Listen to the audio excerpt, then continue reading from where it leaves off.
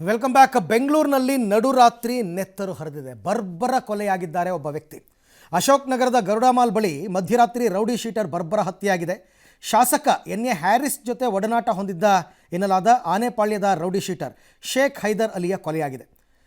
ನಿನ್ನೆ ರಾತ್ರಿ ಸ್ನೇಹಿತನ ಜೊತೆ ಬೈಕ್ನಲ್ಲಿ ಹೋಗ್ತಾ ಇದ್ದ ವೇಳೆ ಹಿಂಬಾಲಿಸಿ ಬಂದ ದುಷ್ಕರ್ಮಿಗಳು ಶೇಖ್ ಹೈದರ್ನ ಕೊಚ್ಚಿ ಕೊಂದಿದ್ದಾರೆ. ಈ ಬರ್ಬರ ಕೊಲೆ ನಡೆದಿರೋದು ಅಶೋಕನಗರ ಠಾಣೆಯಿಂದ ಕೇವಲ 200-300 ಮೀಟರ್ ದೂರದಲ್ಲಿ ಅನ್ನೋದು ಗಮನಾರ್ಹ. ಘಟನೆಯಲ್ಲಿ ಹೈದರ್ ಅಲಿ ಜೊತೆಗಿದ್ದ ವ್ಯಕ್ತಿ ಸಹ ಗಾಯಗೊಂಡಿದ್ದು ಆಸ್ಪತ್ರೆಗೆ ದಾಖಲಿಸಲಾಗಿದೆ. ಇನ್ನು ಬೌರಿಂಗ್ ಆಸ್ಪತ್ರೆ ಬಳಿ ಹೈದರ್ ಅಲಿ ಬೆಂಬಲಿಗರು ಹೈ ಡ್ರಾಮಾ ಮಾಡಿದರು.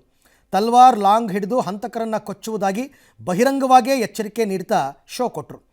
ಕೊಡೆಗೆ ಪೊಲೀಸರು ಬಂದು ಪರಿಸ್ಥಿತಿಯನ್ನು ನಿಯಂತ್ರಣ ಮಾಡಿದ್ದಾರೆ. ಬೀದಿ ಹೆಣವಾದ ಹೈದರ್ ಅಲಿ ವಿರುದ್ಧ ಕೇಸಿದೆ. ಸದ್ಯ ಪೊಲೀಸರು ತನಿಖೆ ನಡೆಸಿದ್ದಾರೆ. ಕೊಲೆಗೆ ದ್ವೇಷವೇ ಕಾರಣ ಅಂತ ಹೇಳಲಾಗ್ತಾ ಇದೆ.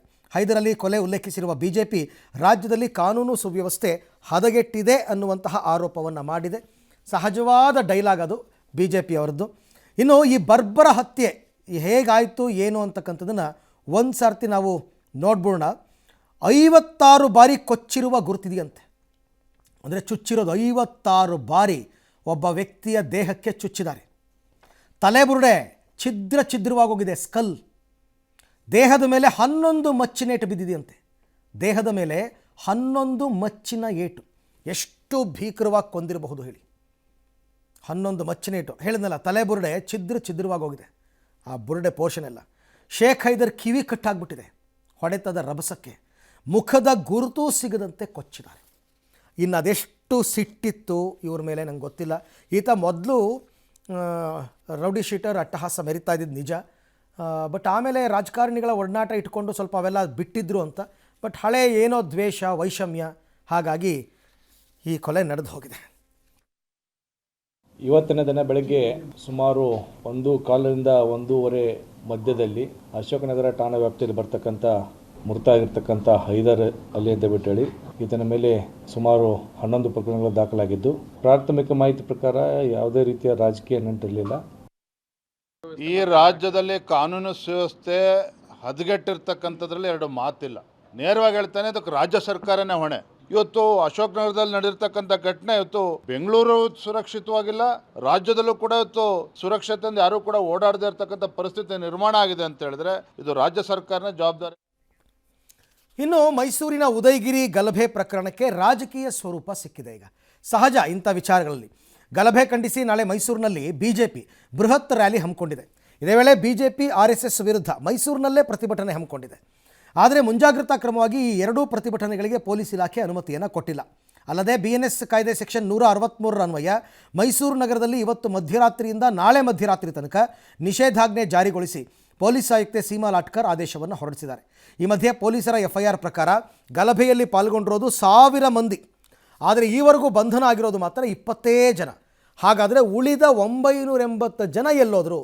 ಘಟನೆ ನಡೆದು 13 ದಿನ ಕಳೆದರೂ ಅವರ ಬಂಧನ ಯಾಕಾಗಿಲ್ಲ ಅನ್ನೋ ಪ್ರಶ್ನೆಗಳು ಸಹಜವಾಗೇ ಉದ್ಭವ ಆಗಿದೆ. ಇನ್ನು ಪ್ರಯಾಗ್ರಾಜ್ನಲ್ಲಿ ನಡೀತಾ ಇರತಕ್ಕಂಥ ಕುಂಭಮೇಳಕ್ಕೆ ಭಾನುವಾರ ಕೊನೆಯ ದಿನ, 26ನೇ ತಾರೀಕು ಕೊನೆಯ ದಿನ.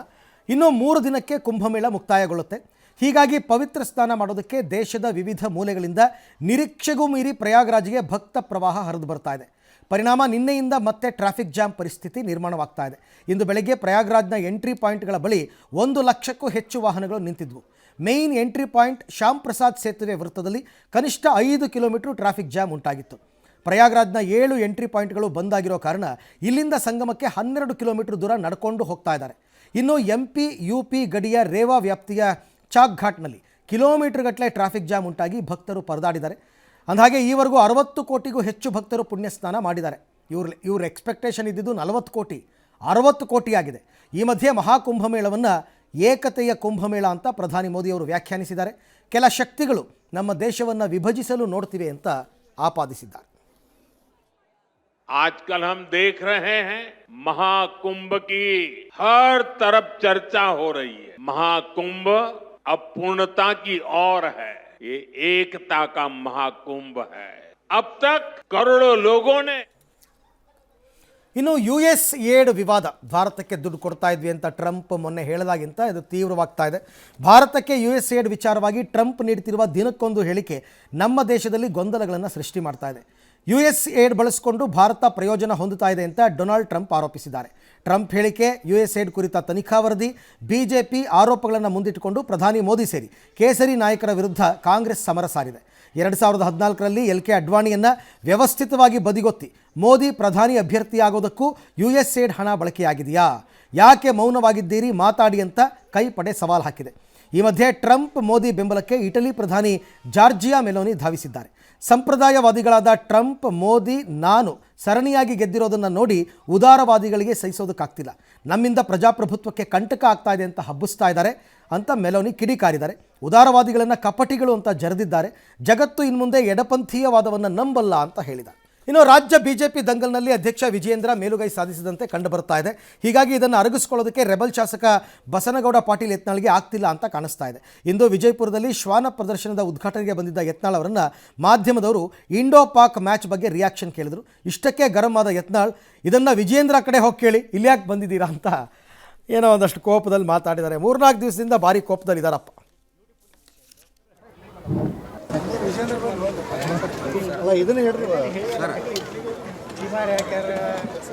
Welcome back. ತೆಲಂಗಾಣದ SLBC ಸುರಂಗ ಮಾರ್ಗದಲ್ಲಿ ಮೇಲ್ಛಾವಣಿ ಕುಸಿದ ಘಟನೆಗೆ ಸಂಬಂಧಪಟ್ಟಂತೆ ನಿನ್ನೆಯಿಂದ ರಕ್ಷಣಾ ಕಾರ್ಯ ಮುಂದುವರೆದಿದೆ. ಸದ್ಯ ರಕ್ಷಣಾ ಪಡೆಗಳು ಸುರಂಗ ಮಾರ್ಗದ 13.5 ಕಿಲೋಮೀಟರ್ವರೆಗೂ ಹೋಗಿವೆ. ಅಪಾಯಕ್ಕೆ ಸಿಲುಕಿರುವವರ ರಕ್ಷಣೆಗೆ ಇನ್ನೂ ಅರ್ಧ ಕಿಲೋಮೀಟರ್ ಹೋಗಬೇಕಾಗಿದೆ. ಆದರೆ ಒಳಗೆ ಭಯಾನಕ ಸನ್ನಿವೇಶ ಇದೆ. ಇಲ್ಲಿ ಕುಸಿದಿರುವ ಮಣ್ಣು ಮತ್ತು ನೀರಿನ ಕಾರಣ ಕಾರ್ಯಾಚರಣೆಗೆ ವಿಳಂಬ ಆಗ್ತಾ ಇದೆ. ದೆಹಲಿ ರಾಜಕೀಯದಲ್ಲೊಂದು ಅಪರೂಪದ ಬೆಳವಣಿಗೆ ನಡೆದಿದೆ. ದೆಹಲಿಯಲ್ಲಿ ರೇಖಾ ಗುಪ್ತಾ ಅವರು ಮುಖ್ಯಮಂತ್ರಿಯಾಗಿ ಪ್ರಮಾಣ ವಚನ ಸ್ವೀಕಾರ ಮಾಡಿದ ಬೆನ್ನಲ್ಲೇ ದೆಹಲಿ ಮಾಜಿ ಮುಖ್ಯಮಂತ್ರಿ ಅತಿಶಿ ವಿಪಕ್ಷದ ನಾಯಕಿಯಾಗಿ ಆಯ್ಕೆಯಾಗಿದ್ದಾರೆ. ಇವತ್ತು ನಡೆದ ಆಮ್ ಆದ್ಮಿ ಪಕ್ಷದ ಶಾಸಕಾಂಗ ಪಕ್ಷದ ಸಭೆಯಲ್ಲಿ ಅತಿಶಿ ಹೆಸರನ್ನು ಅನುಮೋದಿಸಲಾಗಿದೆ. ಮೊದಲ ವಿರೋಧ ಪಕ್ಷದ ಮಹಿಳಾ ನಾಯಕಿಯಾಗಿ ಆಯ್ಕೆಯಾಗಿದ್ದಾರೆ. ವೆಚ್ಚ ಕಡಿತದ ಭಾಗವಾಗಿ ಅಮೆರಿಕದ ಸರ್ಕಾರಿ ನೌಕರರಿಗೆ ಟ್ರಂಪ್ ಆಪ್ತ ಡೋಸ್ ಮುಖ್ಯಸ್ಥ ಎಲಾನ್ ಮಸ್ಕ್ ಶಾಕ್ ಮೇಲೆ ಶಾಕ್ ಕೊಡ್ತಾ ಇದ್ದಾರೆ.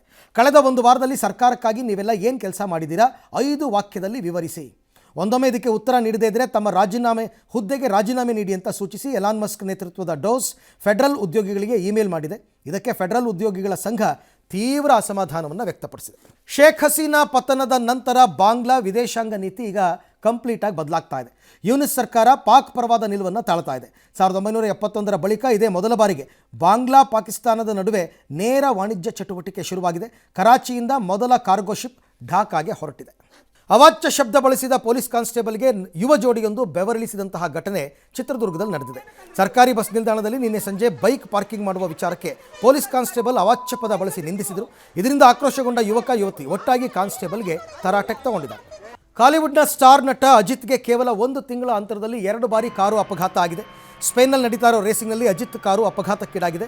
ಮುಂದೆ ಹೋಗ್ತಾ ಇದ್ದ ಮತ್ತೊಂದು ಕಾರಿಗೆ ಡಿಕ್ಕಿ ಆಗೋದನ್ನು ತಪ್ಪಿಸೋದಕ್ಕೆ ನೋಡಿದಾಗ ಅಜಿತ್ ಕಾರು ಟ್ರ್ಯಾಕ್ ಮೇಲೆ ಪಲ್ಟಿ ಹೊಡೆದಿದೆ. ಅದೃಷ್ಟವಶಾತ್ ನಟನಿಗೆ ಯಾವುದೇ ಅಪಾಯ ಆಗಿಲ್ಲ.